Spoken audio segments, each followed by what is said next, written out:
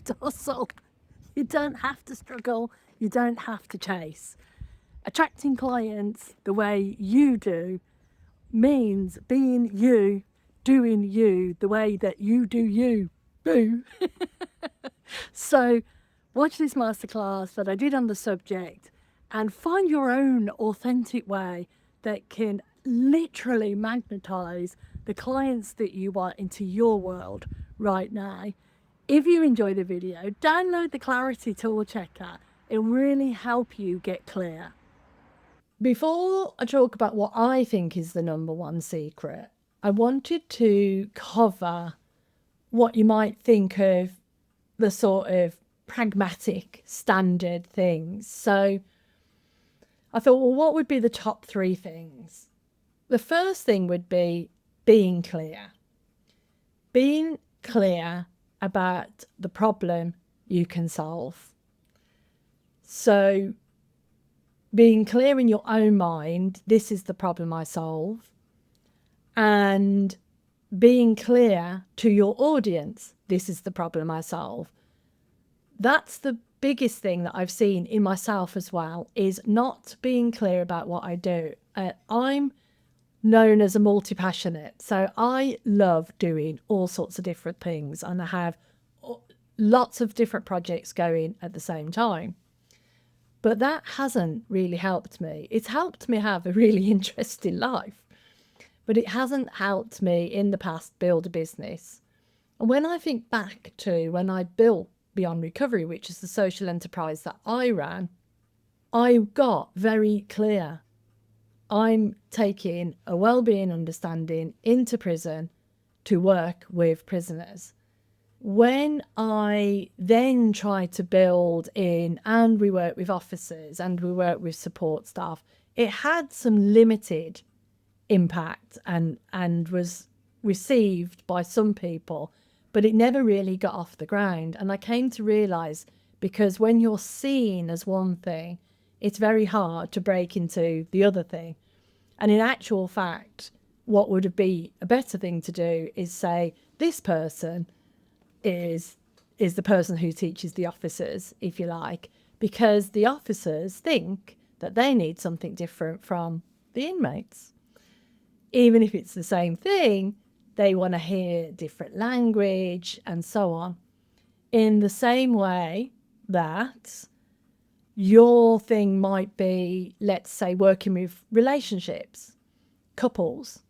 So you really know that you can help couples, and you really know that you've seen it work, you've done it before, but now you decide that actually what I've noticed is that a lot of the one half of the couple that comes, they suffer with anxiety. So I'm going to do anxiety. And then you try to talk about anxiety, but you're known as the person who can help couples. Really hard. Of course you can do that. Of course you can rebrand and so on. But I've just noticed that having one clear message helps people know what you do and send people to you. You don't have to be scared that you then won't get the anxiety people or the officers, because in actual fact, when people come along and speak to you, if that's what they need, then that's what you'll give them. It's almost like there's an energetic pull. The clients that are meant for you come to you regardless to what you're actually offering, but they can hear you through the clarity of the offer. And when they come, then of course we work with whatever we work with, and that's great. But they can't even find you without that clarity. And my experience of that is, before I started doing this program, I was known as the prison lady, and people didn't even know that I did coaching. They had no clue. So a couple of years ago, somebody came to me and said, I'd really like a supervisor. It was a person who wanted some business coach, and I don't even know if you do this sort of thing. And I thought, how do people not know? But that's because that wasn't the message I was giving people. But that client still came to me. So I didn't lose out. It's the person who's attracted to you will come to you anyway and ask, do you do that? And then the clearer you are, the more likely that people who maybe wouldn't have asked will come anyway.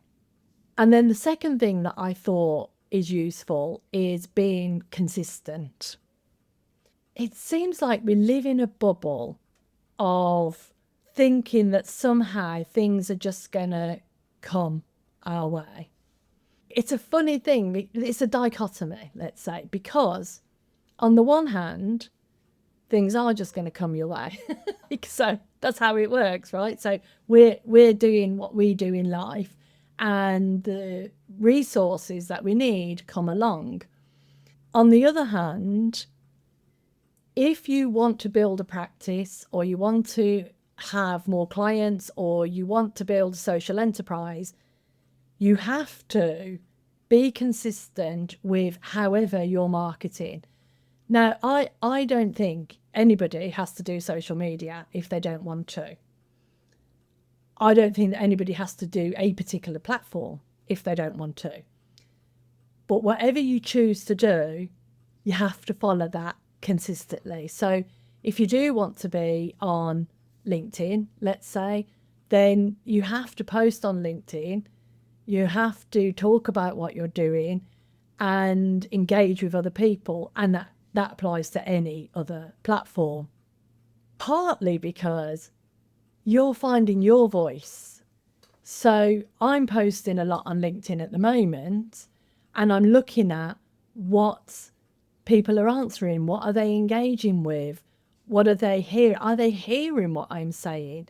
Is it landing? Now, it doesn't to me, it doesn't matter if you get 5 likes or 50 likes or 500 likes. I mean, I suppose I would be happy to have 500 likes, but it's not about the likes. It's about, are the 5 people who are liking my post, are they people who are really benefiting from what I'm putting out there? Is every post I put out there of value to somebody else? Not is every post I put out there going to attract people to my program, but is it adding value? Because I know, having been in business for a very long time, I know that people who are going to come and work with you eventually come, and they might know you, for 5 years before they come and work with you. So that part takes care of itself. The bit that I'm concerned about, and the bit that I'd really like to share today, is the consistency of, am I helping someone? So if your posts are getting nothing at all, no engagement, and you're posting regularly, that helps you to learn, okay, something's not quite working here. What do I need to change? And I'll cover off the non-social media in a minute. So for instance, I love the concept of prototype forward, it's called. I love this concept because this is a build as you go. So don't build in your room and get it all perfect and then tell the world about it. Actually build as you go. And the reason why that is so good is because you're getting immediate feedback. So for instance, I ran a series of masterclasses which I felt were reasonably well attended for a first series. And then I've run this second series and I've had less engagement. And then I started to get a bit low about that, a bit despondent, a bit lost. And because I'm prototyping forward, I'm learning on the job, I'm putting stuff out there and seeing what's happened, what's working, and am I adding value to each post? I knew I shouldn't be taking it personally, but I was. So I got into a funk. I'm taking it personally. I'm sort of thinking, is it worth it? Oh no, is it rubbish? Was it a one-off? All of these things. And then I remembered, this is very early on in my business. This is 3 months in. This isn't even a year in. It's not the time to start going, it's not working, it's all rubbish. It's the time to go, is there something missing? Or, what was different last time to this time? And for me, it was that. Last time I was super energized, super excited, ready to rock, and that momentum really attracted people in, brought people to the party. This time, I've just rolled it out.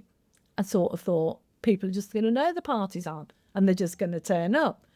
And what I've learned about email and all of the stuff that you put out there, there's so much noise.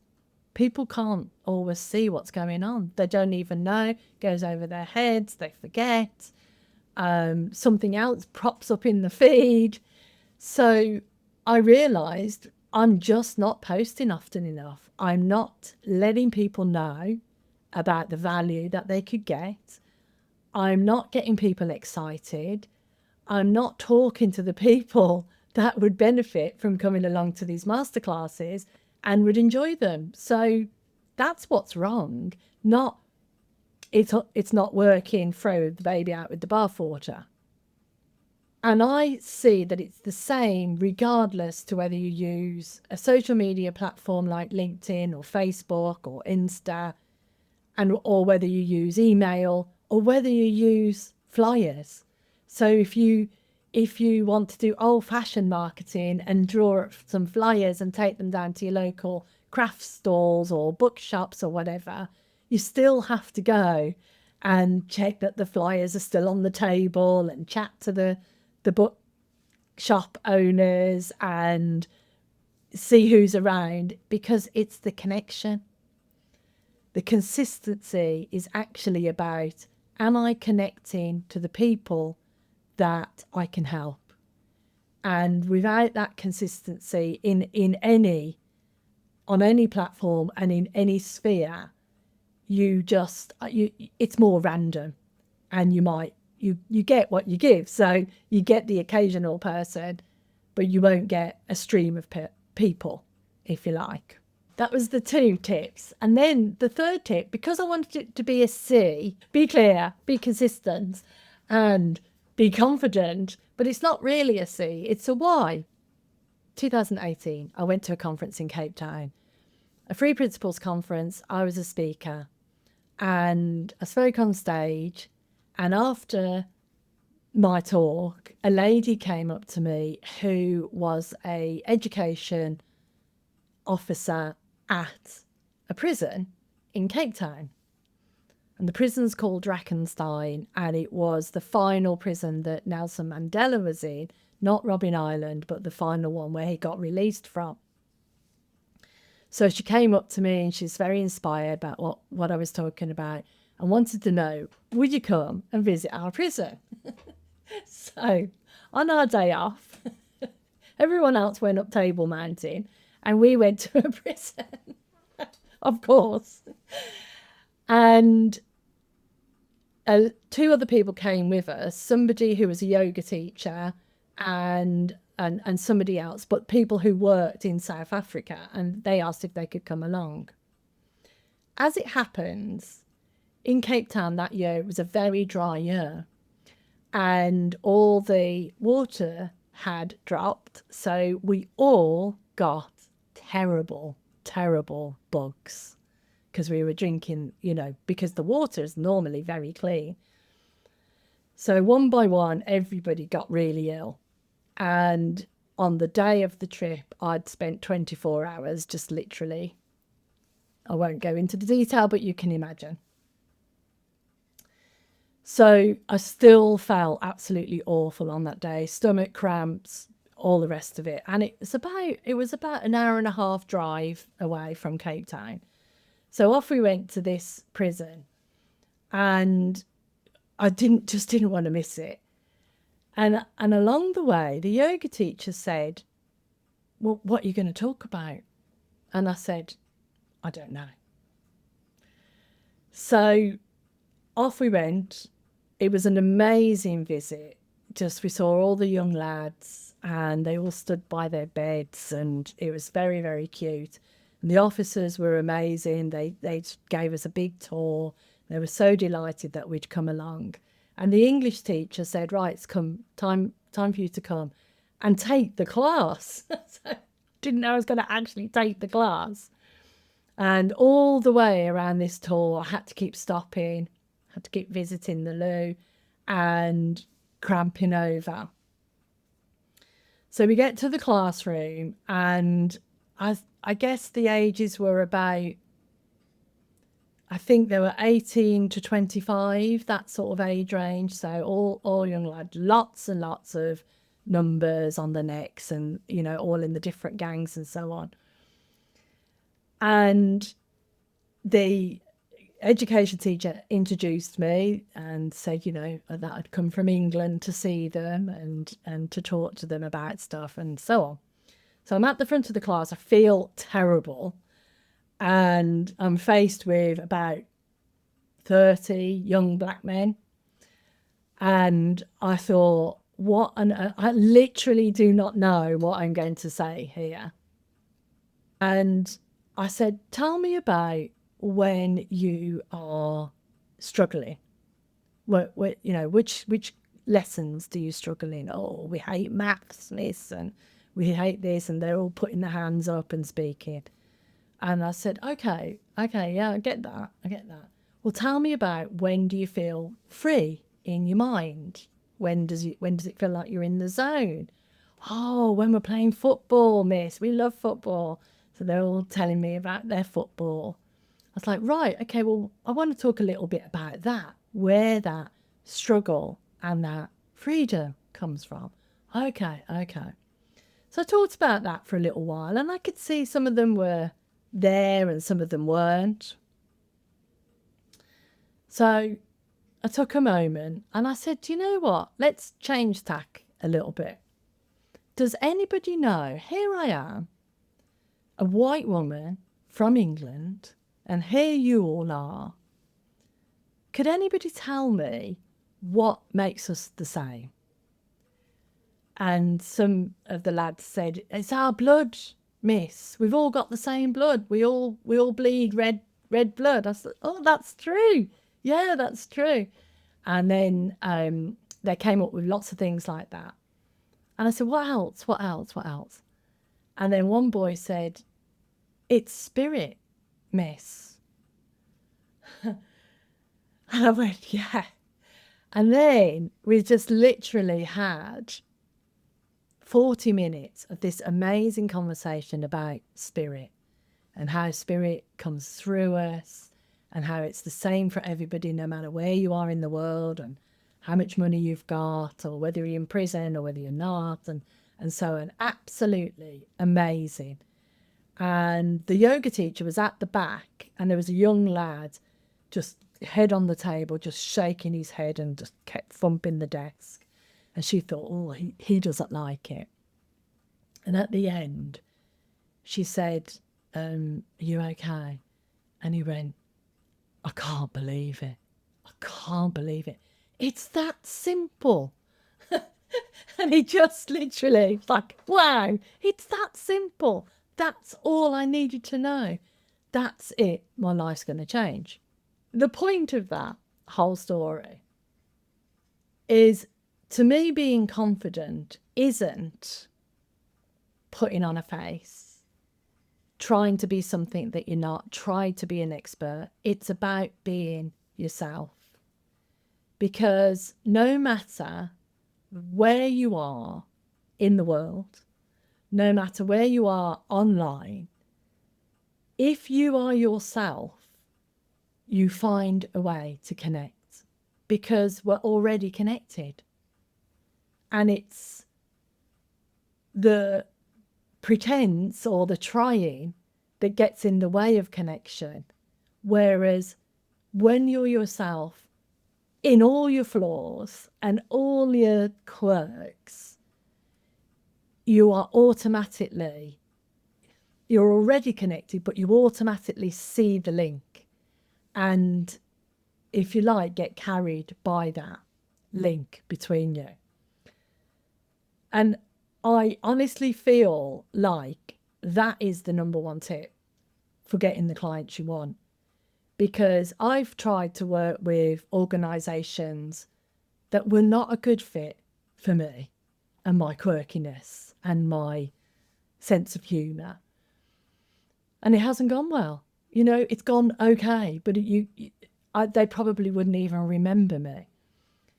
And then I've also just been completely myself now, more recently, and I've got clients who are amazing and they're the perfect fit. And I feel like the more yourself you are, the more you'll attract the perfect person for you. And that can mean, some of you have been here before when I've said, I'm really nervous, or, you know, I'm not really sure if anyone's going to show up. And everybody in my circle who loves and wants to work with me likes that. They don't want the person who's sitting there super confident thinking, you know, like pretending that they've got hundreds of people showing up, you just can't see them on the screen or whatever. I don't know what that might look like. They don't want that person. They want the person that can show them the flaws and be where they are. Because I remember working in prison when I told the lads that I had a row with my husband, they were like, oh, I feel so much better now, miss, that you're not perfect. I'm really far from perfect. So being yourself. Now, if you are super confident, then that's yourself. There's no one way to be. If you're quiet and very calm person, you don't have to be energetic and having a laugh and everything. If you are a person who likes to laugh a lot, then you don't have to be quiet and calm. I used to think that I wanted to be, as a lady who wrote a book, Nancy Klein, Time to Think. I wanted to be Nancy Klein. She's so calm and you feel calm in her presence. And I wanted to be Nancy Klein. But I'm not Nancy Klein. I'm Mama Jane. And I can be calm. And I can be super quiet. But I'm also, I like a laugh and I'm energetic. And that actually just reminded me of the final bit of that, which is, and you're many shades. So when you're yourself and confident in that self, confident being, I'm okay with being myself, even if I feel really nervous, the shades come out and people see that multifaceted, and that's what they're attracted to. And almost whatever you're offering doesn't matter. The Isle of Wight is off the coast of England, and there's a ferry that goes from Southampton to the Isle of Wight. And a lot of people go on that ferry, a lot of cars, a lot of trucks go on that ferry. It's the only way that you can get to the island. Well, you can use the hovercraft, but the ferry is the main way. And there's a man who works for the ferry company. And as you're coming off the ramp, which is very tedious, you have to wait for everything to, you know, and then you roll off the ramp. He stands at the bottom of the ramp, bowing, kissing, twirling, doing hearts. And all he has to do is like, yeah, move on, move on. And instead of doing that, he makes people day. Now, you don't have to be that man. But what I realise is he is so full of it and so himself that we all love it. We all want to get on the ferry just to see this guy. Equally, if it was just somebody really professional, but they were being themselves, then that would be equally as engaging. So whoever you are, be yourself and be confident that yourself is enough. That is my number one tip. Isn't it a relief to know that you can be you? These 3 secret habits are so easy to implement. So download the Clarity Tool Checker, find your way, do you, and I look forward to seeing you in this video, which will take you to your next step.